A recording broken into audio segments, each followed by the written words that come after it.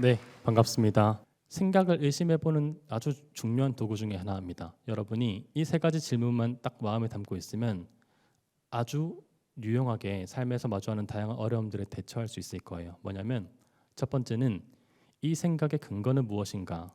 라고 묻고, 두 번째는 이 생각을 바라보는 다른 관점은 무엇인가?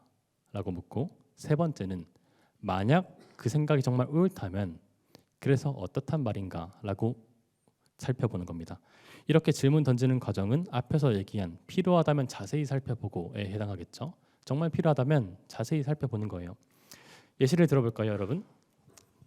제가 이거 방송할 때마다 마주하게 되는 저의 자동적인 생각인데, 제가 말이 좀 나긋나긋하고 제가 막 카리스마적인 막 강연자가 아니다 보니까 사람들이 지루한가에 대한 생각을 많이 하게 됩니다. 지금도 하게 돼요. 많은 분들이 또 계시기도 하고 누군가는 명상을 하는 건가 싶기도 하면서 눈을 감고 계시거든요.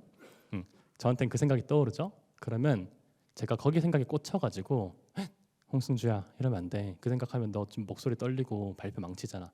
이렇게 해버렸으면 여기서 벗어날 수가 없었을 거예요. 그리고 그 부분에 좀 생각이 꽂히다 보니까 얘기하다 보면 그 생각하고 얘기하다 보면 말이 더듬게 되거든요. 더듬고 조금 스스로가 말이 더듬고 떨린다는 걸 인지하게 되는 순간 그때부터 이제 발표 공포증 같은 패닉이 발생하게 됩니다. 계속 안 그러려고 하게 되고. 그러지 말고 일단 누군가는 내 얘기를 지루할 수도 있겠다라는 것, 그런 생각이 떠올랐다는 걸 알아차리고 첫 번째는 근거를 보는 거예요. 그 말이 얼마나 사실인가. 아닌데 저 사람들은 좀 자세히 듣고 있는 것 같은데. 혹은 명상하면서 내 얘기를 들을 만큼 내 얘기가 감격스러울 수도 있지 않나? 이렇게 생각해 볼 수도 있고, 몇 명은 분명 자는 것 같은데 나머지 40명은 자지 않는 것 같으니까 성공이야 라고 생각할 수도 있을 거고요. 그리고 이제 그렇게 근거를 찾아보는 거죠. 혹은 근거를 물어볼 수도 있어요. 예를 들면 제가 정말 그게 저한테 신경 쓰였으면 지목해서 여러분 선생님 제 얘기가 지루하십니까? 라고 물어볼 수도 있죠. 어려운 일도 아닙니다. 지루하다고 하면 그에 맞춰서 개인적인 얘기도 좀 하고 유머도 하면서 넘어가면 되죠. 직접 확인할 수도 있고요. 그리고 그렇게 확인해 봤을 때 특별하게 근거가 없다는 것들을 알게 되면 조금 마음이 놓이는 측면도 있습니다. 생각을 그대로 믿지 않게 되는 거죠. 두 번째는 그 생각을 바라보는 다른 관점을 살펴보는 겁니다. 아까 얘기한 것처럼 주무시는 게 아니라 명상을 하고 있다.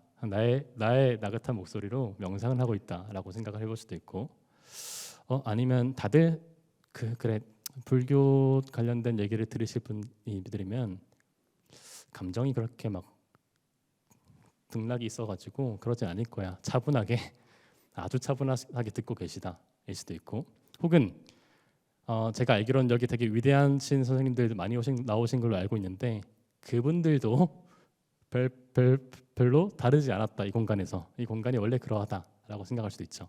다양한 관점이 있습니다. 제 생각을 믿지 않을 다양한 관점들이 있어요. 그리고 아주 재밌는 거는 마지막 질문인데, 그래서 어떻다는 건데가 저한테는 아주 중요하거든요. 좋다. 내 얘기를 모두가 지루해한다. 어떨 것인가? 다음번에 강의를 하러 올 수도 있고, 혹은 저한테 뭐 이런 생각이 왔다고 해보세요. 내 얘기가 너무 지루해가지고 PD님께서 편집도 엄청 짧게 하고 다신 나를 안 불러. 소문이 났어. 홍승주 얘기가 엄청 지루하다. 저 책 쓴 것만 못하다. 그러면 소문이 나겠죠. 그러면 이제 그렇다면 어떻게 할 것인가? 그럼 거기 출연 안 하면 되죠. 저 유튜브 하고 있거든요, 여러분. 한번 구독해 주세요. 유튜브 열심히 하자. 그냥 내 할 거 열심히 하자 할 수도 있고, 아니면 오케이 불교 TV는 날 몰라주니까 기독교 TV로 간다 할 수도 있고, 그죠? 다양한 관점이 있습니다, 여러분. 그렇다면 어떨 것인데라고 생각해 보면 삶이 그렇게까지 이렇게 늘 어떤 순간에도 우리 뭐 빅터 프랭클 이런 사람들은 나치 수용소에서도 잘 살아남았잖아요. 어떤 순간에도 다양한 해답들이 있고 가능성들이 있는데 우리는 그걸 잘 보질 못해요. 그래서 이 세 가지 질문을 잘 적용하는 게 아주 중요합니다. 제가 이 얘기를 지금 여기서 한 거는 제가 실제 아까 그렇게 느껴서 그래요. 제가 좀 얘기가 늘어지다 보니까 좀 지루한가 하다가 그 얘기를 해볼까 해서 얘기를 했는데, 얘기를 하고 여러분이랑 함께 검토를 하고 나서 보니까 다시 또 긴장감이 좀 사라졌거든요. 그래서 그런 식으로 직접 이 세 가지 질문을 마음속에 던져보는 게 아주 중요합니다. 중요하고 두 번째는 생각을 실험하는 방법도 있어요, 여러분. 생각을 실험하는 방법인데 이건 앞에서 얘기한 그냥 잠깐 뭐 물어본다는 건 좀 다른 얘기입니다. 내 생각이라고 하는 것은 아주 임의적으로 내 마음속에 떠오른 것이거든요. 조금 더 불교적인 용어로 얘기를 해보면 조건화되어 있다라고 하죠. 조건지어져 있다고 하죠. 내 생각은 내가 의식적으로 만들어서 내 마음속에 펑 떠오른 게 아니라 다양한 환경적 자극, 나의 유전자 이런 것들에 의해서 마음속에 그냥 떠오를 뿐입니다. 이거를 제가 뭐 그냥 주장하는 게 아니고 신경과학적인 어떤 연구 결과들이 그래요. 우리는 우리 마음속에 어떤 생각들이 떠올랐던 것들을 인지하기 전에 우리 뇌는 그 생각들을 이미 하고 있다고 해요. 재밌는 실험들이 있는데 두 가지 카드 중에 어떤 카드를 고를 것인지를 이제 예측하는 실험인데 이 사람이 카드가 딱 올라오면 난 이겁니다 선택을 하는 거예요. 근데 뇌 분석을 해보면 그 사람이 이걸 선택하기 전에 그 사람이 그 딱 떠오르자마자 바로 선택할 거 아니에요. 그 전에 95% 확률로 뇌파를 분석하면 어떤 카드를 선택할지 예측을 할 수 있대요. 우리의 의식적인 수준에 떠오르기 전에 뇌는 이미 결정을 해둔 겁니다. 그 결정은 다양한 환경적 자극들 뭐 그런 것들에 의해서 이제 조건지어지는 거겠죠. 그래서 생각이라고 하는 게 그렇게 정확한 절대적인 사실이 아니에요. 그래서 그런 것들을 우리가 의심하고 실험을 해볼 수 있습니다. 사실이 아니면 실험을 해보면 되죠. 사실이 맞는지. 그래서 이런 것들을 인지행동 치료 같은 데서는 행동 실험이라고 해요. 어떻게 하냐면 내가 검증하고자 하는 그 명제, 가설을 명확히 하는 겁니다. 예를 들면 이제 아까 그 두 번째 사례를 해볼까요? 저 또 두 번째 사례가 하나 있는데 제가 생각보다 말을 빨리 해서 그런지 강연 시간이 조금 부족할 것 같다는 초조함이 지금 마음속에 떠올랐는데 이 생각이 맞는지를 한번 검증을 해볼 수도 있겠죠. 그 생각이 내가 검증하고자 한 게 뭐냐? 내가 강연을 너무 짧게 해가지고 문제가 생겨가지고 혹은 그 이후에 질문도 더 안 하셔가지고 시간이 너무 부족해져서 문제가 생긴다. 정말 그러한지 피디님 혹시 시간 좀 일찍 마셔도 되는지 여쭤보면서 검증해도 되겠죠. 그리고 검증하기 전에 실제 이런 작업들을 할 때는 이미 다양한 결론들에 대해서 대처나 해석을 만들어둬요. 예를 들면 부족하다라고 하면 뭐 시간이 부족해서 문제가 생긴다. 어쩔 수 없는데 그러면 대처는 아주 적극적인 용서를 구해야겠죠. 사죄하고 그 관점을 떠올려 둔다거나 시간이 뭐 충분해서 다른 걸 해야 된다라고 하면 그럼 이런 것들을 하면 된다. 이런 식으로 그 결론에 대한 다양한 대처법들을 떠올려 두면 되고 그리고 실험하고 나서 실제 그 결과를 분석하는 작업도 합니다. 조금 더 임상적인 예시로 생각해 볼게요. 많이 겪는 게 우리 여러분 관계 문제 많이 겪죠. 직장이든 부모든 뭐든 간에 우리가 아주 쉽게 빠지는 인지 오류, 생각 오류 중에 하나가 뭐냐면 근거에 부족한 생각을 내리는 거예요. 제가 이렇게 생각한 거 아닐까? 예를 들면 이렇게 하는 거죠. 제가 이런 게 좀 많은 것 같은데 저희 팀원들이 뭐 좀 무뚝뚝하게 얘기를 했어. 근데 이게 아까 내가 내 주장을 너무 강하게 밀어붙여서 그렇게 한 건가? 이런 생각 때문에 계속 신경 쓰이고 이럴 수도 있겠죠. 이런 것들을 실제 정말 그러한지 실험으로서 증명해 보는 겁니다. 혹은 뭐 조금 더 적극적인 예시로는 공황 장애가 발생하면 죽을 것 같아. 정말 죽는지 실험을 해보는 거예요. 물론 안전장치가 필요하겠죠. 그래서 전문가들이랑 같이 하게 되는데 대부분 행동으로서 내 생각을 검증해 보면 내 생각이 맞았던 적이 별로 많지 않다는 것들을 우리가 아주 쉽게 잘 알 수 있어요. 생각보다 사람들이 같은 생각을 하면서 그 얘기를 안 해서 다르게 생각하고 있을 때가 정말 많거든요. 그래서 뭔가 예를 들면 나도 그렇게 생각하고 너도 그렇게 생각하는데 우리가 이걸 터놓고 얘기하지 않아서 서로 안 그렇다 생각하고 서로 착각하고 뭐 있는 거죠. 그래서 그런 것들을 실제 검증해 보면 실제와는 다를 수가 있습니다. 그게 공황장애든 뭐든 간에. 그래서 내 생각을 그대로 믿지 말고 가설로서 두고 실험해보는 작업, 행동 실험이라고 하는데 그 행동 실험이 실제 임상적인 연구를 봐도 아주 효과가 좋습니다. 정말 효과가 좋아요. 사실은 불교는 저는 조금 더 귀납적으로 그러니까 하나씩 보다 보니까 불교에서 하는 말씀이 어떤 맞닿아 있는 측면들이 있다라고 생각을 해서 여기까지 오게 된 거거든요. 근데 사실 많은 분들은 저도 이전엔 그랬고 그냥 누군가 와서 생각이라고 하는 게 자동적이다 혹은 무상하다 뭐 연기다 무하다 얘기하면 못 받아들인단 말이에요.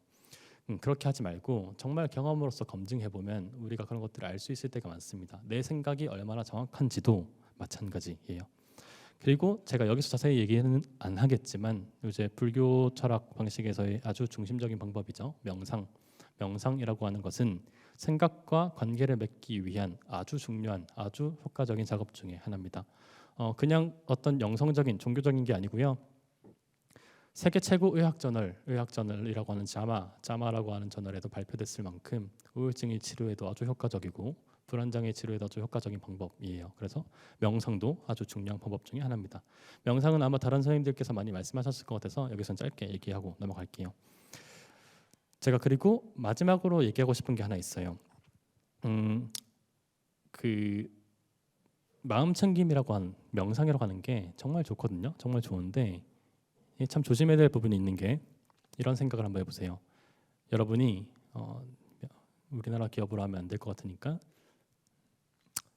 뭐 구글이라고 해볼까요? 구글을 다녀요. 구글을 다니는데 일이 너무 힘든 거야.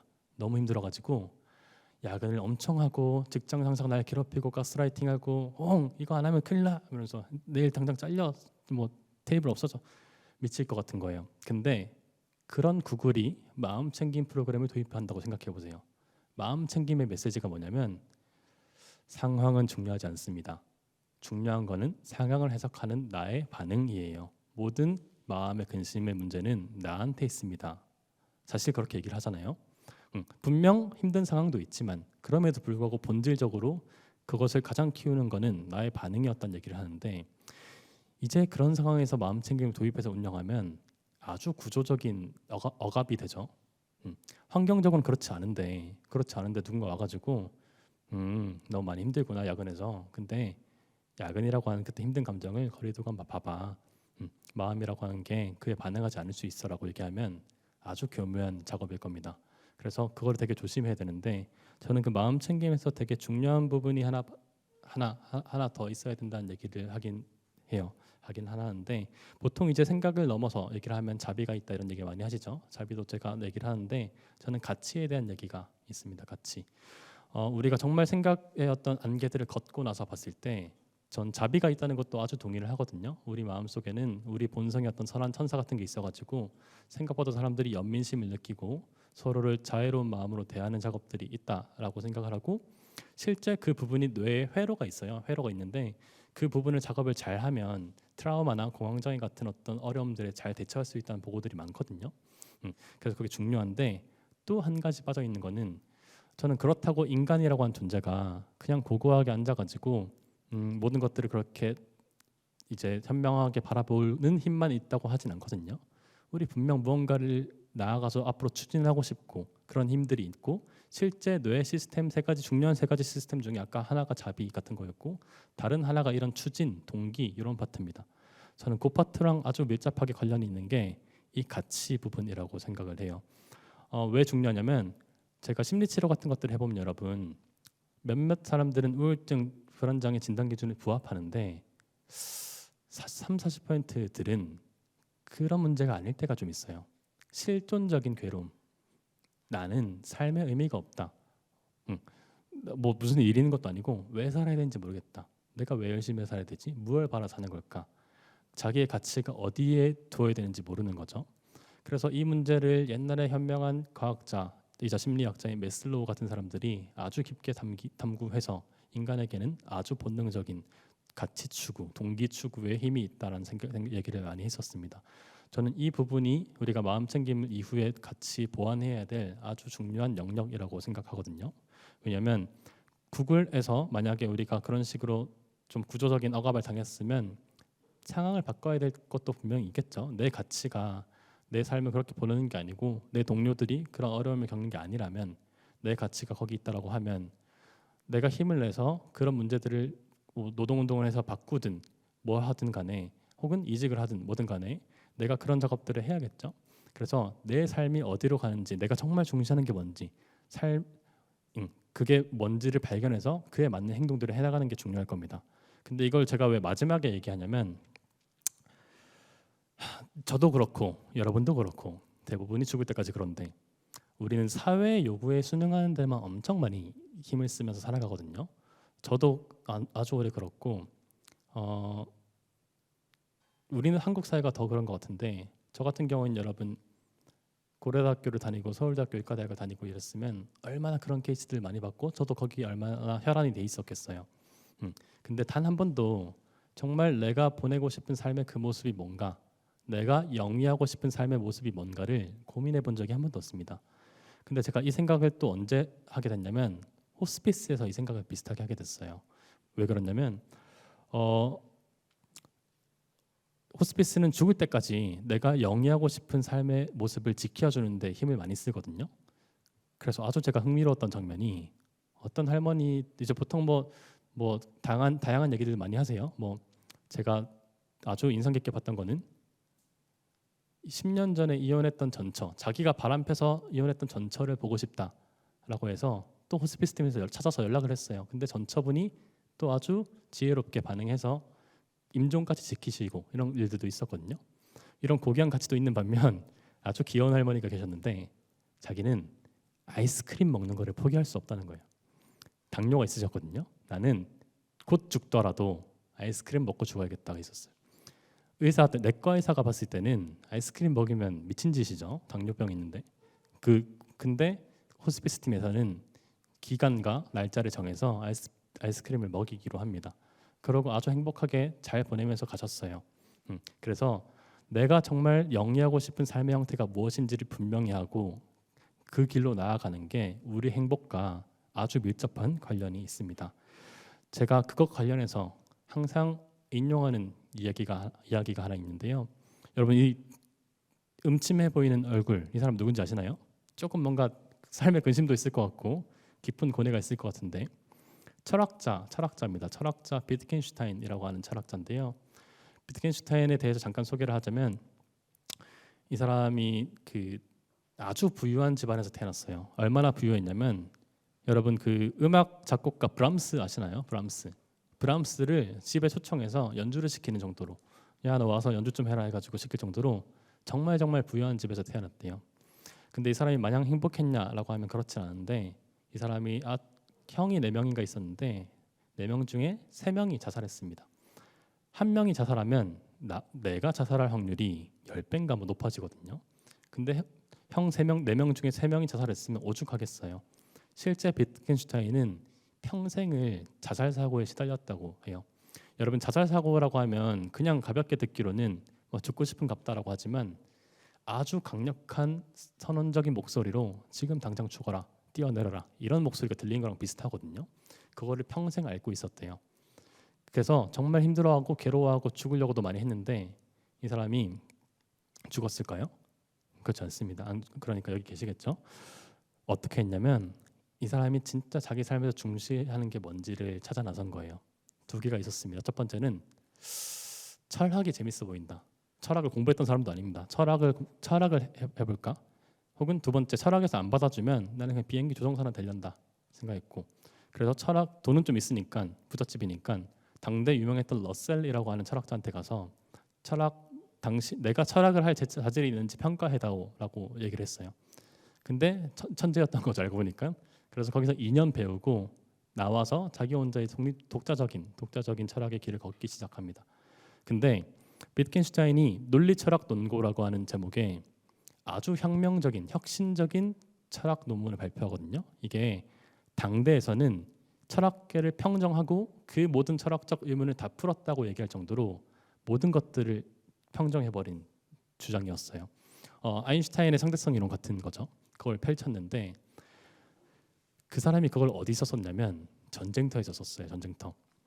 그 사람이 세계 1차 대전이 발생했을 때 죽고 싶잖아요. 죽고 싶은데 전쟁이 발생한 거예요. 아주 명예롭게 죽기 좋은 기회죠. 그래서 자진입대에서 참전합니다. 자진입대에서 참전했는데 그렇다고 이 사람이 거기서 총알 맞으러 이제 죽습니다 했냐? 그건 아니에요. 그 사람은 거기서도 철학을 계속했어요. 계속하고 방공호 속에서도 이렇게 철학을 계속해가지고 그 쪽지 같은 게 있거든요. 그래서 논리철학 논고라고 하는 거를 이탈리아 포로 수용소에서 완성해요. 전장 속에서 만든 겁니다. 그게 인류의 철학계를 평정했던 작품인 거죠. 그 이후로도 이제 비트겐슈타인은 그 2차 세계 대전 때도 참전하고 이제 막 그렇게 철학자로서 잘 지내다가 이제 딱 검사를 받았는데 전립선 암을 선고받은 거예요. 전립선 암을 선고받아가지고 우리는 이제 슬퍼하죠. 근데 비트겐슈타인은 의사한테 웃으면서 아주 좋습니다라고 얘기했대요. 이제 죽을 수 있는 거지. 그래서 이 사람이 치료를 안 받았나 뭐 그랬을 거예요. 그러면서 이제 난 이제 가겠다라고 하고 했는데 이 사람 유언이 아주 재밌는데 여러분 일평생 자살 사고에 시달렸던 사람 정말 끊임없이 죽을 때까지 자살 사고에 시달렸고 형들 4명이 자살했고 그 불행한 사람이 했던 유언이 사람들한테 내 삶이 정말 뷰티풀했다고 아름다웠다라고 얘기해 주세요였대요. 참 이상하죠, 여러분. 그게 현상적으로 보면 우울 증상이 그렇게 있는데 그런 말이 나오는 거는 이제 정신분석적으로 구분해 보면 부정이다, 뭐 한다, 전이했다, 투사한다 이런 얘기를 하게 되는데 그냥 인간 그 자체를 보면 그 사람이 그럼에도 불구하고 삶을 끊지 않고 위대한 업적도 만들고 심지어 마지막 순간에 사람들한테 그렇게 얘기해달라고 하는 유언을 남겼던 거는 그 사람이 내가 삶이 어디로 이끌어 가야 되는지에 대해서 그걸 분명히 하고 그 어떤 어려움이 있더라도 그 생각과 동일시하지 않고 내 가치에 전념하기로 결정했기 때문일 겁니다. 그래서 이런 얘기를 그 불교에서 많이 하죠. 구름을 걷어내고 보면 비로소 하늘이 맑았던 것들을 알게 된다라고 하는데 저는 가치도 마찬가지라고 생각해요. 가치를 처음부터 찾는다고 하면 나의 어떤 결핍이나 트라우마를 채우는 가치를 찾기 마련이거든요. 많은 사람들이 그럽니다. 저도 뭐 그랬던 것 같고 예를 들면 나는 부족한 사람이야라고 하는 어떤 뿌리 깊은 믿음이 있다라고 하면 나도 모르게 나는 명문대를 가야 돼 이런 걸 하겠죠. 근데 그게 아니고 정말 그 모든 마음의 구름들을 걷어내서 보면 각자 물론 그 또한 자기의 삶의 경로에서 만들어진 거지만 각자 마음속에 정말 내가 원했던 것들이 있을 겁니다. 그런 것들을 찾아서 그에 전념하도록 하기로 하는 게 저희가 실제 임상적으로 보더라도 우울증 같은 문제를 해결하는 데도 아주 큰 도움이 되고 꼭 그게 아니더라도 우리가 비트겐슈타인 같은 사람들을 인문학적으로 보더라도 정말 그 힘이 우리 삶을 지탱시켜 주는 아주 중요한 가치란 것들을 알 수 있을 겁니다. 네, 그래서 정리를 하면 제가 고통은 불가피하다라고 얘기했었죠. 고통은 피할 수가 없습니다. 고통은 피할 수 없고 의심된다면 얘기를 해보시면 돼요. 여러 사람들과 한번 얘기를 해보세요. 저 언젠가 친구한테 그냥 정말 솔직하게 나의 깊은 고민, 근심에 대한 얘기를 했던 적이 있었는데 다른 사람들도 다 그런 걸 가지고 있습니다. 생각보다 우리가 다 웃으면서 안녕히 계세요, 뭐 다음에 봅시다 하지만 생각보다 아주 깊은 그런 고민들을 가지고 있어요. 그래서 고통은 불가피하다는 것들 우리가 마음속에 새기고 다만 괴로워할 필요는 없다라고 했죠. 그 모든 생각들을 나와 동일시하지 않고도 그런 것들을 우리가 잘 관계 맺을 수 있다고 얘기했었습니다.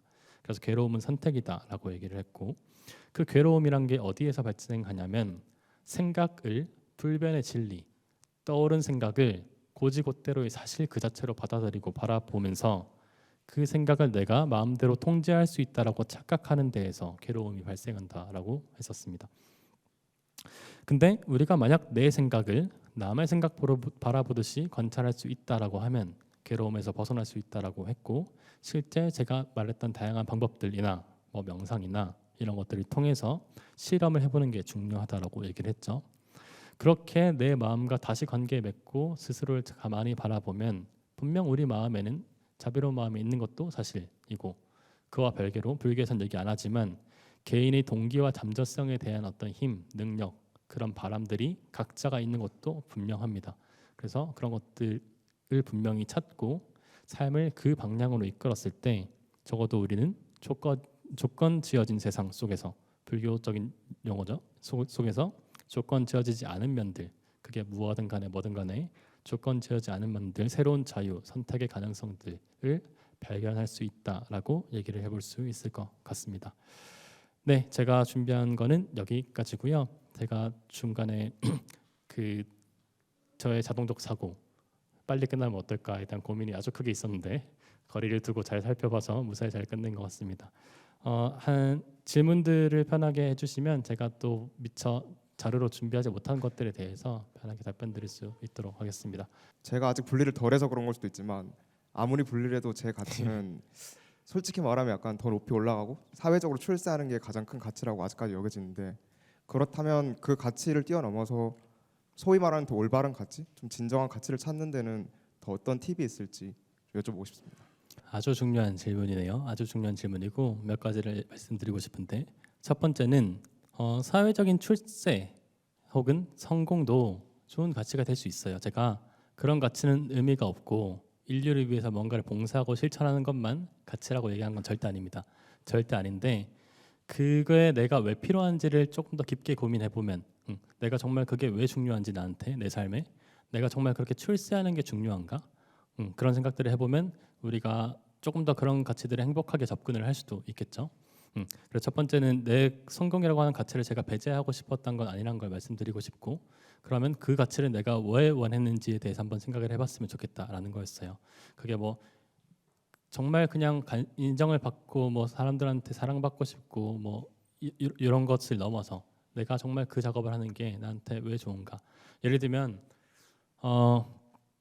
저는 스타트업을 하고, 기업은 일단 살아남으려면 돈을 벌어야 되잖아요. 저도 돈을 잘 버는 게 저의 중요한 목표 중에 하나거든요. 가치는 아닐지라도. 그럼에도 불구하고 저는 그렇게 하면서 제가 성공하고 유명해지고 좋은 일들 할 수 있으면 좋은데, 그거에 대한 성공에 대한 저의 어떤 동력, 저의 가치는 어떤 단순히 출세에만 있진 않아요. 내가 그래도 삶을 살아가면서 그런 일들을 통해서 사람들한테 의미 있는 일을 했다는 얘기를 남기고 싶고, 그런 일들로서 뭔가 사회가 진일보하는 데 기여를 하고 싶고, 이런 데 있지 출세 그 자체에만 있지는 않습니다. 그래서 그런 부분들을 한번 고민해 보는 것도 중요한 것 같고, 두 번째는 그 가치라고 하는 게 일단은 정말 내가 거리두기를 하고 내 내면을 봤을 때 그런 것들이 잘 안 보인다라고 하면 여러 가지 경험들을 해보는 것도 아주 중요합니다. 아주 중요해요. 예를 들면 전혀 안 해봤던 차원들의 어떤 경험들을 해보는 거죠. 예를 들면 저는 호스피스 경험을 안 했으면 내가 생각이 이렇게까지 멀리 와가지고 이런 것들을 창업하고 했을까, 이런 생각이 들거든요. 다양한 경험들을 하고 거기에서 내가 그냥 뭐 해보고 말자 이게 아니고, 이 경험이 나한테 주는 의미나 이런 것들을 잘 관찰해 보기로 하면 거기서 정말 내가 중시 여기는 것들을 잘 발견할 수 있을 때가 많습니다. 그래서 그런 가치들을 발견하기 위해서 다양한 경험들, 특히 내가 안 했던 경험들, 내 어떤 개념화된 나의 생각에 갇히지 말고 안 했던 경험들에 한번 뛰어들어 보는 것도 저는 중요한 작업이라고 생각을 하고요. 마지막으로는 제가 가치 얘기를 하면 많은 분들이 그런 얘기를 하세요. 저희 팀원이 언젠가 한번 그런 얘기를 했었는데 오해를 해가지고, 승준이 근데 너무 멋있는 말인데 사람들이 다 비트겐슈타인처럼 살 수는 없어요. 비트겐슈타인 너무 위대한 얘기지 않냐, 현실적이지 않다 얘기하는데, 아주 큰 오해 중에 하나인데, 가치라는 게 그렇게 거창한 게 아닐 수도 있습니다. 정말 거창한 게 아닐 수도 있어요. 내가 삶에, 예를 들면 제가 뭐 기억나는 사례들 중에 하나가 그 이효리 부인 남편분 계시죠? 이상순 선생님. 이상순 선생님의 의자를 만들었는데 의자 밑바닥을 엄청 집착적으로 막 이렇게 디자인하고 막 그랬대요. 뒤집어서 보인. 그래서 이효리가 오빠 그거 아무도 안 보는데 그걸 왜 그러고 있냐 하루 종일 라고 했는데, 이상순이 나는 알지 않냐라고 했대요. 내가 정말 누군가 알아주지 않더라도 내가 원하는 어떤 사소한 일들이 있을 수도 있을 거잖아요. 그런 것도 전 중요한 가치라고 생각을 합니다. 그래서 꼭 거창한 가치, 위대한 가치를 같은 것들을 찾지 않아도, 그리고 어쩌면 그 위대함을 찾고자 하는 마음은 또 내가 발견하지 못한 나의 어떤 조건화된 생각들이나 경험들에서 비롯됐을 가능성들이 있으니까, 그런데 집착하지 말고 작은 것들부터 하나씩 해나가기로 하는 게 중요한 것 같습니다. 예, 제 질문은 그 자유의제에 대한 겁니다. 네, 좋습니다. 예, 그러니까 거리두기 내지는 알아차림, 그 다음에 새로운 가치를 추구를 한다라는 것은 자기 나름대로 의도나 또는 주의를 기울여야 될 부분인 것 같은데, 그거를 오히려 자유의지라고는 생각을 해보시진 않았는지. 아주 좋은 질문입니다. 생각을 많이 해봤고요. 많은 질문들을 받았습니다. 많은 좋은 질문인데요. 자유의지를 가지고 있다는 게 내가 내 생각 조금 더 과학적으로 내 전두엽에 있는 신경피질을 내 마음대로 발화시킬 수 있느냐, 내가 그래서 어떤 생각을 내 마음대로 만들 수 있느냐라고 하면 저는 절대적으로 자유의지는 존재하지 않는다고 생각을 합니다. 그에 반면에 내가 그런 생각들에 다 반응해야 되느냐, 혹은 조금 더 알아차림적인 용어로 나의 주의, 나의 어텐션을 거기에 둘 것인가 선택한다는 측면에서는 저는 인간만이 유일하게 아주 풍부한 자유를 가지고 있다고 생각을 많이 하거든요. 근데 그럼에도 불구하고 그렇게 하고자 하는 의도, 생각이 어디서 떠올렸나라고 하면 그건 알 수가 없다라고 저는 생각을 해요. 그거는 여러 가지 조건 지어진 결과들에 의해서 나타날 뿐인 거지 내가 그걸 만든 건 아니다라고 생각을 합니다. 하지만 그럼에도 불구하고 우리는 떠오른 것들 중에서 나의 의도를 어디로 선택을 기울일지는 선택할 수 있다라고 생각을 하고요. 다만 재밌는 것 중에 하나는 제가 오늘 여러분들께 이런 얘기를 했잖아요. 이런 얘기를 하기 전까지는 그런 생각들이 내 마음속에 안 떠올랐단 말이죠. 안 떠올랐을 거예요. 안 떠올랐는데 언젠가 제가 이런 인풋을 내 넣다 보니까 뇌가 이걸 기억해뒀다가 아 짜증나 했다가 홍승조가 했던 말이 떠오르는 거죠. 선택할 수 있다네. 선택할 수 있고 거기에 주의를 안 둘 수도 있다라고 하네. 그때부터는 그 생각이 떠오른 거죠. 떠올랐고 내가 어디에 주의를 두기로 할지는 조금 더 내가 의식적으로 생각을 할 수 있기도 합니다. 그래서 불교에서도 부처님께서 그런 얘기를 많이 하셨던 것 같은데 좋은 환경을 잘 두는 게 그 조건들을 잘 만들어주는 게 중요하다는 얘기를 불교가 한 건지 전현수 선생님이 하신 건지 모르겠는데 그런 얘기가 있거든요. 그래서 그런 식 측면에서는 저는 선택할 자유는 있다라고 생각을 해요. 그럼에도 불구하고 정말 궁극적인 의미에서 자유의지는 저는 없다고 생각하고 제가 지금 이렇게 말을 하고 있지만 이 생각이 왜 떠올랐는지 제가 이 생각을 언제 마칠지 지금 여기서 아무 말 안 하면서 끝내기로 할지 이거는 알 수 없다라고 결론을 내릴 것 같습니다. 대표님도 맨 처음에는 사실 생각 자체가 말씀하셨듯이 조건화되어 있어서 생각이 들면 그 생각밖에 처음에는 안 들었을 것 같아요. 다른 대안적인 생각을 찾기가 처음부터 쉽진 않잖아요. 맞습니다. 예. 근데 그럴 때 어떻게 더 그 다른 관점들을 찾고 약간 관점들을 야들야들하게 했던 유연하게. 네, 유연하게 했던 대표님만의 방법이 있으신지 궁금해서 질문했습니다. 네, 좋습니다. 우선은 제가 말한 오늘 얘기했던 이 얘기들이 만약 우리가 정말 임상적인 수준의 건강 문제, 예를 들면 우울증, 불안장애 이런 것들을 다루는데 적용하는 것이라고 하면 저는 반드시 치료 자랑하라라고 얘기를 할 것 같아요. 왜 그러냐면 치료라고 하는 게 우리는 심리 상담이나 정신과 쌤들이 심리 치료를 한다라고 하면 이 사람들이 사람의 마음에 대한 어떤 깊은 통찰이 있어가지고 조언을 해줄 거라고 생각하지만 심리 치료는 사실 그런 건 아니거든요. 내가 그런 얘기를 잘 못하기 때문에 그런 생각을 잘 못하기 때문에 내 생각을 비춰주는 거울로서 가만히 존재하면서 그 사람이 했던 말들을 가만히 비춰주는 거예요. 마치 거울을 보듯이. 그렇게 보다 보면 내가 너무 생각이 과했나 이런 생각들을 하게 되거든요. 우리가 그 인지치료에서 소크라테스 질문법 뭐 이런 게 있는데 우리가 이런 거죠. 누군가 저한테 와가지고 야 아니야 사람들 안 지루해 지루하지 않아 강의 지루하지 않았어 라는 걸 사실로서 주입한다면 저는 안 받아들였을 거예요. 그러니까 치료사들은 그 답을 알고 있음에도 불구하고 어떻게 하냐면 절대 답은 말 안 하고 아주 좋은 질문을 하거든요. 그렇게 생각한 근거는 뭔데? 뭐 이런 식으로 하면서 그래서 그 작업을 잘 해주는 게 이제 사실은 치료사의 역할이기도 하죠. 제가 왜 우울증이나 불안장애에서는 일단은 치료사가 중요하다라고 얘기하면 근거가 그러합니다. 근거라고 하는 게 우리가 치료사와 함께 요 작업하는 것도 있고 심지어 디지털로 하더라도요. 그리고 치료사랑 없이 그냥 혼자 하는 작업이 있는데 치료사랑 함께 하는 것만 효과가 있고 없이 하는 것은 근거가 부족하다고 얘기를 해요. 그 이유는 내 마음을 반영해주는 그 거울 같은 존재가 아주 중요하기 때문이거든요.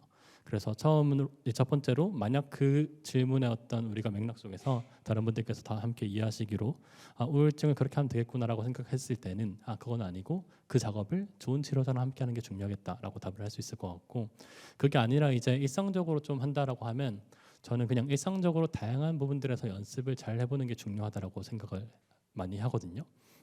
이것도 사실 연습이라서 우리도 불교에서도 여러 가지 깨달음으로 가는 단계들이 있잖아요. 인지치료도 마찬가지입니다. 직접 다양한 생각들을 적용해봐야 되는데 이 얘기를 정말 제가 정말 하고 싶었는데 이거는 지식은 아니거든요. 그러니까 경험적 지식이지 우리가 이론으로서 배우는 지식의 영역은 아니에요. 근데 제가 만났던 수많은 분들은 어떤 이론으로서 이런 것들을 찾아다니는 경우가 많았어요. 근데 정말 한 번이라도 내 생각, 친구 모든 생각들에 이런 것들을 적용하고 적용하려고 노력들을 해봤느냐라고 하면 그 부분들은 훨씬 부족했던 경우가 많거든요. 그래서 직접 많이 하는 게 중요하고 그냥 그런 생각들에 대해서도 이 세 가지 질문 던지면서 계속 한번 다른 방법으로 생각해 보려고 하는 것들이 중요한 것 같고 제가 언젠가 다른 데서 강연할 때 장난스럽게 뭐 이런 얘기를 했는데 짧게 하고 마무리하면 그 생각과 관계 맺는 것과 똑같이 관계 그 감각도 똑같이 할 수 있거든요. 우리 몸에 대해서도 많이 하잖아요. 눈을 가만히 감고 감각이 어떻게 느껴지는지 가만히 살펴보면 그 감각과 동일시하지 않으면서 감각을 이해하고 알아차릴 수 있단 말이죠. 실제 그 작업을 통해서 우리가 인지행동 치료가 통증에도 아주 큰 효과가 있거든요. 근데 예를 들면 그런 것들을 일상에서 실천한다라고 하면 우리 뭐 걸어다니다가 저기 문지방에 발 찌일 때 많잖아요. 발 찢고 나면 우리 여태까지는 으아 하면서 막 발 자꾸 막 뒹굴었잖아요. 근데 그러지 않고 그런 일상 경험에서도 갑자기 제 말이 생각나면 아프다는 게 뭐지? 어디까지 아픈 거지? 관찰해 볼까? 실이나 따뜻해지나 커지나 약해지나 번지나 가만히 관찰해 보기로 하면 생각보다 감각은 나 자신이 아니라는 것도 우리가 일상 속에서 이해할 수가 있어요. 마찬가지로 삶의 다양한 경험에서 적용해서 직접 그런 연습들을 적용해 보는 게 중요한 것 같고 만약 잘 안 된다고 했을 때는 뭐 만약 그게 우리가 임상적인 문제라고 하면 치료사 아니면 친구도 생각보다 잘해줍니다. 친구한테 야 이거 어떻게 생각하냐 이 질문에 답해봐라라고 하면 아주 사람들이 생각보다 창의적이거든요. 기발한 얘기를 많이 합니다. 그래서 친구들의 도움을 받는 것도 좋고요. 그리고 마지막으로는 이거 실제 그 치료법들에서 이런 얘기를 많이 하는데 적어보는 게 더 중요해요. 머릿속에서 이런 걸 다뤄보면 여전히 내 머릿속에서 다루기 때문에 객관화가 잘 안 되거든요. 실제 눈 밖에 놔두고 내 주장을 그대로 적어본 다음에 그게 어떻게 느껴지는지 내가 바라보고 다른 관점으로 그냥 문장으로서 대하기로 내 머릿속 밖에서 대하는 연습들을 하는 게 조금 더 도움이 될 것 같습니다. 감사합니다.